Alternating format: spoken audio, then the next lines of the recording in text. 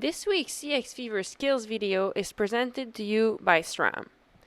As bike racers, we're also the pilots of our own vehicle, and the better we know our machines, the most efficient we can be at controlling it. So for today's practice, to get to know our bikes a little better and feel more comfortable on it, we'll practice a few basic cyclocross elements that will help us get more acquainted with our bikes. So all you're going to need is 2 cones, and what we're going to do is we'll be accelerating, we'll be braking to make our tight turns, and then downshifting to accelerate properly.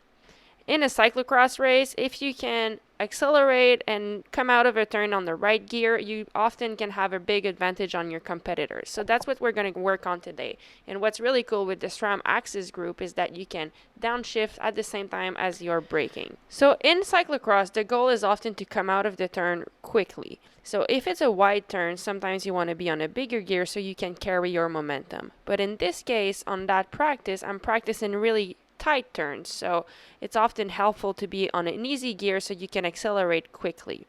So today I'm not going to show you how to turn, but I'll explain how to time your shifting and your braking to optimize how fast you're coming out of the turns. So when you're doing tight turns, you don't really want to brake as you're turning. If you need to brake, you want to slow down before the turn and then let it go as you're turning. So as you can see here, I'm accelerating, and as I'm approaching the turn, I'm downshifting, braking to slow down, looking where I want to go, I'm letting it go when I'm turning, and then I accelerate right away because I'm already in the proper gear.